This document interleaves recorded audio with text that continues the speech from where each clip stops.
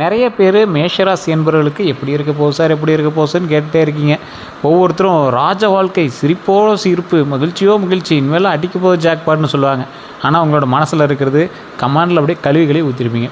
Sir, இந்த மேஷராசிக்காரர்களுக்கு சில நாட்கள் நடுவில் சின்ன சின்ன வெளிச்சங்கள் ஏற்பட்டது தான். ஆனால் அதை விட அதிகமாக இருளில் வாழுகின்ற இந்த மேஷராசி பல துன்பங்களை தாண்டி, பல கஷ்டங்களை தாண்டி கொஞ்சம் அப்பப்போ இந்த மேஷராசியில் இருக்கிறவங்களே ஒரு 5% பேருக்கு கொஞ்சம் வெளிச்சம் அதிகமாகவே கிடைச்சிருக்கு அப்படின்னு சொல்லலாம்.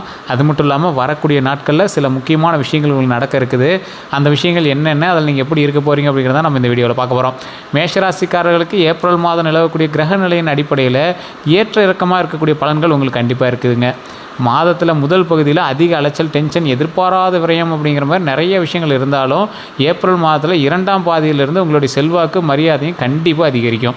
அதில் இந்த ஏப்ரல் மாதம் அப்படின்னு நீங்கள் பார்க்கும்போது முதல் 15 நாளை பற்றி தான் இப்போ நம்ம பெருமையாக பேசக்கூடியும். ஏன்னா அடுத்த 15 நாள் அடுத்த கணிப்பில் தான் வரும். ஸோ இந்த முதல் 15 நாளில் வந்து பார்த்திங்கன்னா உங்களுக்கு ஓரளவுக்கு சில விரயங்களும், எதிர்பாராத டென்ஷனும், அலைச்சலும் கொஞ்சம் இருக்குதுங்க. அதை மட்டும் கொஞ்சம் ஜாக்கிரதையாக பார்த்துக்க வேண்டிய ஒரு சூழ்நிலை தான் நீங்கள் இருக்கீங்க.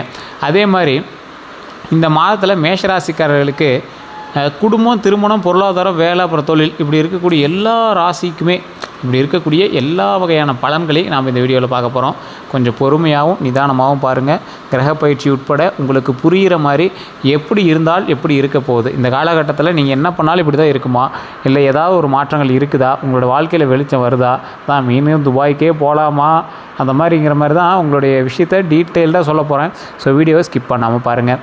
அதே போல் இப்போ நான் சொல்லக்கூடியது ஏப்ரல் மாதத்தோட பலன் அப்படின்னு நீங்கள் எதிர்பார்க்கலாம். ஏப்ரலில் முதல் 15 நாட்களுக்கான பலன் அப்படின்னு நீங்கள் வந்து வச்சுக்கலாம். 2026 சாதகமான விஷயங்கள் உங்களுக்கு என்னென்ன அப்படிங்கிறத ஃபஸ்ட் நம்ம தெரிஞ்சுக்கலாம்.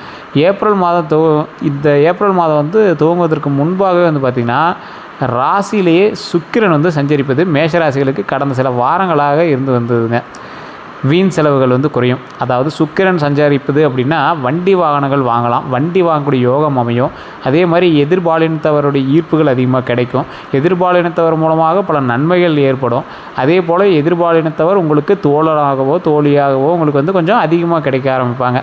அதே போல் வருமானம் அதிகரிக்க, லக்ஸுரி லைஃப்பை நீங்கள் மெயின்டைன் பண்ணுவீங்க. இதுதான் வந்து சுக்கிரனுடைய ஆதிக்கம். சுக்கிரன் உங்கள் பக்கம் திரும்பினார் அப்படின்னாவே இதுதான் வந்து நடக்கும். அதே போல் வருமானம் அதிகரிக்கும். அதே மாதிரி வாழ்க்கை துணையால் ஆதாயம் கண்டிப்பாக உண்டுங்க. திருமண பேச்சுவார்த்தை எல்லாமே சுமூகமாக முடியும். திருமண வாழ்க்கையில் இணக்கமான அந்யோன்யமும் உங்களுக்குள்ள இருவருக்குமே ஏற்படுங்க. அதே போல் மாதத்தில் முதல் பாதியில் அலைச்சல், அப்புறம் திடீர் பயணங்கள் ஏற்படும். இதனால் பெரிய அளவுக்கு ஆதாயம் எதுவும் இப்போதைக்கு கிடைக்காது. ஆனால் வருங்காலத்தில் உங்களுக்கு அதுக்கான ஆதாயம் கண்டிப்பாக கிடைக்கும். ஆனால் இந்த மாதத்தில் 2 பாதி, அதாவது இந்த மாதம் 2 பாதையாக பிரித்து வச்சுக்கோங்க. முதல் 15 நாள், 2ஆம் 15 நாள் அப்படி பிரித்து வச்சுக்கோங்க. இந்த முதல் 15 நாளுக்கான பலன்களை தான் இப்போ நம்ம பார்த்துட்ருக்கோம். இந்த முதல் 15 நாளுக்கான இதில் பலன்களில் 2 பாதைகள் தென்படுதுங்க. இந்த 2 பாதையில், அதாவது ஏப்ரல் மாதத்தில் 14ஆம் தேதியிலேருந்து மாதம் முழுவதுமே 2வது பாதம் இருக்குது பார்த்தீங்களா, உங்களுடைய பேச்சுக்கு மதிப்பும் மரியாதையும் கண்டிப்பாக உண்டு. அதாவது ஏப்ரல் 14க்கு மேலே நான் சொல்கிறேன். அது வரைக்கும் உங்களுக்கு கொஞ்சம் சின்ன அலைச்சல், எச்சரிக்கை, இந்த மாதிரி விஷயங்கள் தான் இருக்குது. கொஞ்சம் பார்த்து நிதானமாக செயல்படக்கூடிய ஒரு காலகட்டம் தான். கட்சி சம்மந்தப்பட்டது, அரசியல் சம்மந்தப்பட்டதெல்லாம் இருக்குன்னா கொஞ்சம் தயவு செய்து கொஞ்சம் பொறுமையாக கையாளுங்க. கோர்ட்டு கேஸ் வழக்கெல்லாம் போகிற அளவுக்கு உங்களுக்கு விஷயங்கள் இருக்குது. அதனால் கொஞ்சம் நிதானமாக இருக்க வேண்டிய காலகட்டம். அதே போல் செல்வம் செழிக்கக்கூடிய ஒரு காலகட்டமாக இருந்தாலும் அதை தற்காத்து கொள்வதற்கு அதீத முயற்சி போடக்கூடிய காலகட்டமாக இருக்குதுங்க. இடமெல்லாம் சிறப்பு. அதே மாதிரி செல்லக்கூடிய இடம் எல்லாமே உங்களுக்கு சிறப்பு தான். அதே போல் உங்களுக்கு ஆளுமை திறன் அதிகமாக இருக்க போது. கடந்த சில வாரங்களாகவே இருந்த மனநிலை மாறி உற்சாகமாக செயல்படுவீங்க. மேஷராசிக்கு ஏப்ரல் மாதத்தில் மிகப்பெரிய பணமும் பொருளாதாரமும் பெறக்கூடிய ஒரு மாதமாக அமையுது. அந்த பொருளாதார ரீதியாக பார்த்தோம் அப்படின்னா ஏப்ரல் மாதத்தில் பெரிய அளவு சிக்கல்கள்லாம் எதுவுமே இல்லைங்க. இருந்தாலும் கூட கடன் வாங்குவீங்க. கொஞ்சம் கடன் வாங்கி சரி பண்ணுவீங்க. அந்த கடனை அடைக்க முடியாமலாம் கொஞ்சம் அவஸ்தைப்பட்டிருப்பீங்க. தற்போதைய நிலைமையிலுமே கொஞ்சம் கடன் வாங்கியாவது கொஞ்சம் ஆடம்பரமாக தெரியணும் சார் அப்படிங்கிற அளவுக்கு நீங்கள் கொஞ்சம் பண்ணுவீங்க. கார் கடன் வாங்கி வாங்குறது, வீடு கடன் வாங்கி பண்ணுறது, சில முக்கியமான உங்களுக்கான தற்பெருமைக்காக சில செலவுகள் எல்லாமே நீங்கள் பண்ணுறதுக்கான வாய்ப்புகள் அதிகம். அதே மாதிரி அவசரப்பட்டு ஆடம்பர செலவுக்காக கடன் வாங்குறத வந்து இன்ற வரைக்கும் தவிர்ப்பது ரொம்ப நல்லதுங்க. காரணம் என்ன அப்படின்னா உங்களுடைய ஆடம்பரத்துக்காக மட்டும்தான் நீங்கள் வந்து கடன் வாங்குவீங்க. அது அத்தியாவசியமானு கேட்டால் யோசித்து பார்க்குற வேண்டிய விஷயமாக தான் இருக்கும். ஸோ அதனால் அதெல்லாம் கொஞ்சம் யோசித்து செயல்பட்டிங்க அப்படின்னா ரொம்ப நல்லது. அதே போல் தொழில் ரீதியான விரிவாக்கம் செய்கிறது, அதே மாதிரி கொள்முதல் செய்வது, இந்த மாதிரி உள்ளிட்ட விஷயங்களுக்கு எல்லாமே கடன் வாங்குறது சூழல் வந்து உங்களுக்கு கண்டிப்பாக உருவாகும். அதெல்லாம் கொஞ்சம் கணக்கில் வச்சு அதுக்கு தகுந்த மாதிரி கடன் வாங்குங்க. அதுக்கு தகுந்த மாதிரி அதை கட்டுற அளவு கடன் வாங்குவேன். கைக்கு மீறாமல் பார்த்துக்கிட்டிங்க அப்படின்னா ரொம்ப நல்லதுங்க. அதே மாதிரி மேஷராசியில் ஏப்ரல் மாதத்தில் வேலை, அப்புறம் இந்த தொழில், இந்த மாதிரி விஷயங்கள் எல்லாமே பார்த்திங்கன்னா உத்தியோகம், அப்புறம் மற்றும் தொழில் சம்மந்தப்பட்ட விஷயங்களில் மேஷராசிக்காரர்களுக்கு ஏப்ரல் மாதம் சாதாரணமாகவே சாதகமாக தான் இருக்கும். இந்த டைம் வந்து எப்படி இருக்க போகுது அப்படின்னா, ஏப்ரல் மாதம் சாதாரணமாக இருக்கும். இருந்தாலும் சின்ன புதிய மாற்றங்கள் அல்லது முயற்சிகளை வந்து நீங்கள் எடுக்கிறீங்க அப்படின்னா அந்த மாதிரி விஷயங்களில் கொஞ்சம் தடைகள் ஏற்படும். அந்த தடைகள் வந்து கொஞ்சம் நீங்கள் சமாளிக்க வேண்டிய ஒரு விஷயமாகவும் இருக்குதுங்க. உத்தியோகத்தில் இருக்கிறவங்க மாதம் முழுசுமே வந்து பார்த்திங்கன்னா எச்சரிக்கையாக தான் இருந்தாகணும். உங்களுக்கு கூட இருக்கிறவனே எதிரியாக இருப்பான், அதனால் அவன்கிட்ட கொஞ்சம் எச்சரிக்கையாக இருங்க. அதே போல் வேலையில் நேர்மையாகவும் ரொம்ப அப்படியே ஸ்ட்ரெயிட் ஃபார்வர்டாக இருக்கிறவங்களும் கொஞ்சம் எச்சரிக்கையாக இருக்கணும். அதே மாதிரி அன்றைய வேலையை அன்றே முடிப்பது நல்ல பழக்கத்தை வந்து உங்களுக்கு கற்றுக் கொடுக்க வேண்டிய ஒரு காலகட்டமாக இந்த காலகட்டம் அமையும்.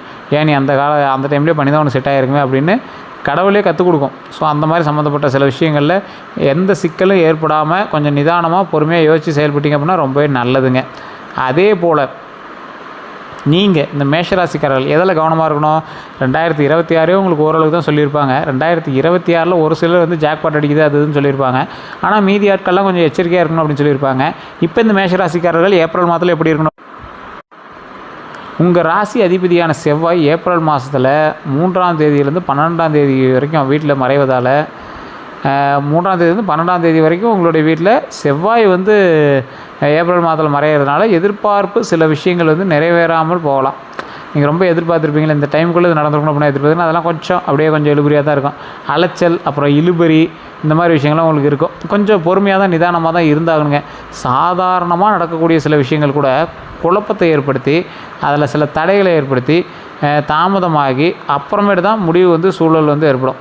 அதாவது உங்களை கொஞ்சம் அப்படியே டைவர்ட் பண்ணி டென்ஷன் ஆக்கி தான் அது வந்து அதான் ஒரு வேர்ல்டு மேட்ச், கிரிக்கெட் மேட்ச் நடக்குது, ஃபைனலில் 6 அடிப்பாங்கங்கிறது தெரியும். ஆனால் அந்த 6 அடிக்கிற வரைக்கும் ஒரு பதட்டத்தையே வச்சுருப்பாங்க பார்த்தீங்களா, அந்த மாதிரி பதட்டத்தை உண்டாக்குவாங்க. அதனால் கொஞ்சம் பொறுமையாக நிதானமாக இருக்கிறது ரொம்ப நல்லது. ஒரு சில கிரகங்கள் வந்து பார்த்திங்கன்னா மேஷராசிக்கு ஒரு சில கிரகங்கள் மட்டும் கொஞ்சம் உறுதுணையாக இருக்குதுங்க.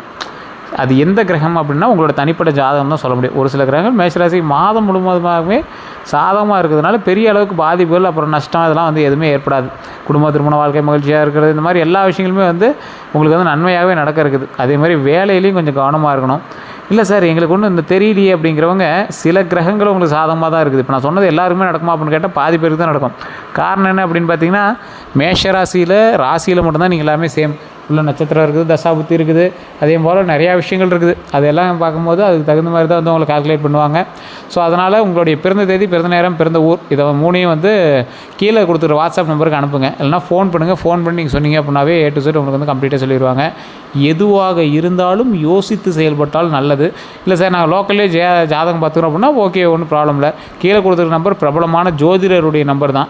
கிட்டத்தட்ட 200 ஜோதிடர்களுக்கு ஆசான். யாருக்கு தெரியும், ஒரு வேளை நீங்கள் பார்த்துட்டுருக்கிற ஜோதிடரும் இவர்கிட்ட ஜோதிடம் பயின்றவராக கூட இருக்கலாம். ஸோ அதனால் இவர்கிட்ட நீங்கள் ஃபோன் பண்ணி பேசுங்க.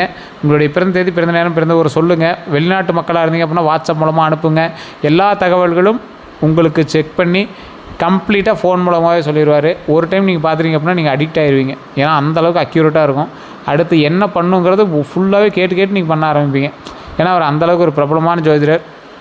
இது மட்டும் அல்லாது அவர் பல சாதனைகளும் புரிஞ்சிருக்காரு. நிறைய ஆக்டர்ஸ்க்கு ஜோதிடம் பார்த்தவர்.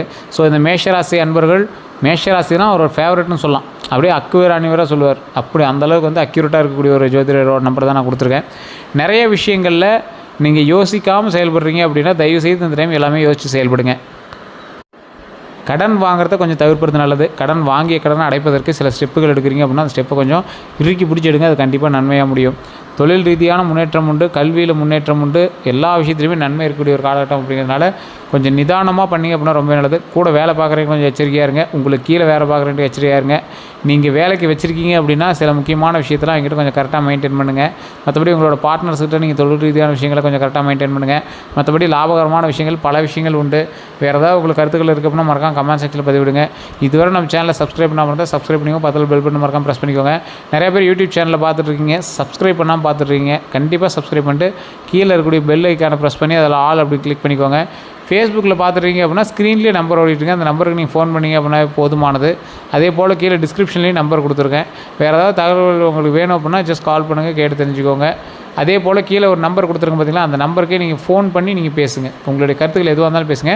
நீங்கள் பேசும்போது உங்களுடைய பிறந்த தேதி, பிறந்த நேரம், பிறந்த ஊர் 3 இருக்குதான்னு செக் பண்ணிக்கோங்க. வேறு எந்த கருத்துக்களாக இருந்தாலும் கமெண்ட்லேயும் பதிவிடலாம்.